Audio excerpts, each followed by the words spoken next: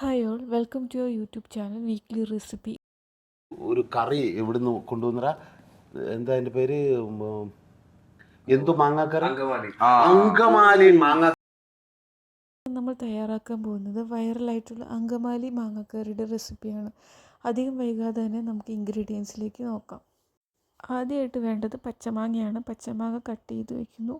പിന്നെ സവാള, പിന്നെ വേണ്ടത് ഇഞ്ചിയാണ്, പിന്നെ ചുവന്നുള്ളി, പിന്നെ നീളത്തിലരിഞ്ഞ പച്ചമുളക്, പിന്നെ മല്ലിപ്പൊടി, പിന്നെ വിനീഗർ, കുറച്ച് ഉപ്പ്, പിന്നെ രണ്ടാം പാൽ, ഒന്നാം പാൽ, പിന്നെ നമ്മളൊരു പാത്രത്തിലെടുത്ത് സവാള എടുത്തു.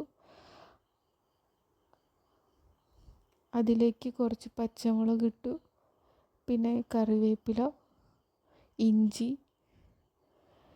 മല്ലിപ്പൊടി,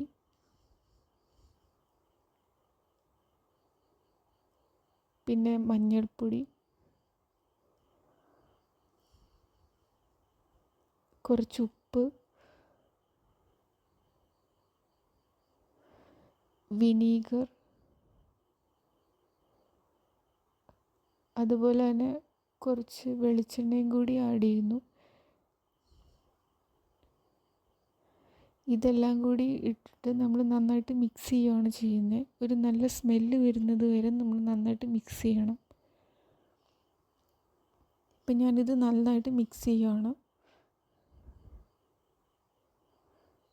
ഇനി നമ്മൾ നേരത്തെ കട്ട് ചെയ്ത് വെച്ചിട്ടുള്ള പച്ചമാങ്ങയും കൂടി ഇതിലേക്ക് ആഡ് ചെയ്യുന്നുണ്ട്.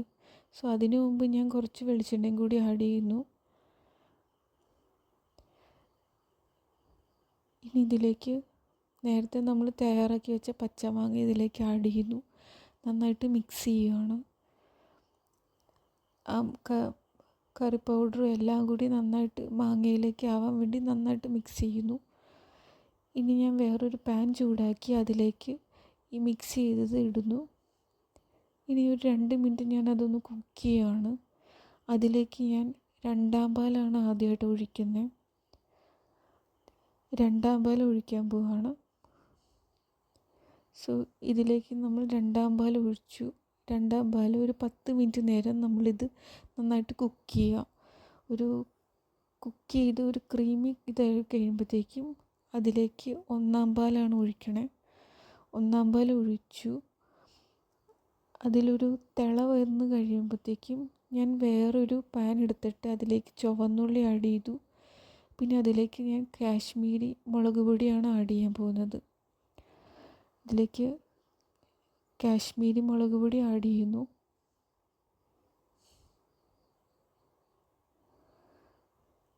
ഇനി ഇതിലേക്ക് കുറച്ച് കറിവേപ്പില, ഇത് രണ്ടും കൂടി മിക്സ് ചെയ്തിട്ട് ഞാൻ കുറച്ച് കറിവേപ്പിലയും കൂടിയാണ് ഇതിലേക്ക് ആഡ് ചെയ്യുന്നത്. കറിവേപ്പില ആഡ് ചെയ്തു.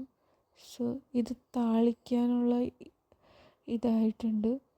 ഞാനത് നേരത്തെ തയ്യാറാക്കി വെച്ചിട്ടുള്ള മാങ്ങാക്കറിയിലേക്ക് ഒഴിക്കുകയാണ്. ഇതൊഴിച്ചിട്ട് നന്നായിട്ട് മിക്സ് ചെയ്യണു. സോ നമ്മുടെ അങ്കമാലി മാങ്ങാക്കറി റെസിപ്പി തയ്യാറായിട്ടുണ്ട്.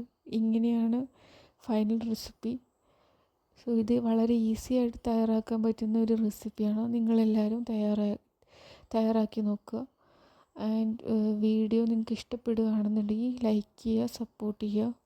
ഇനിയും ഇതുപോലെയുള്ള വീഡിയോ നിങ്ങൾക്ക് കാണണമെന്ന് ആഗ്രഹമുണ്ടെങ്കിൽ ചാനൽ സപ്പോർട്ട് ചെയ്യുക.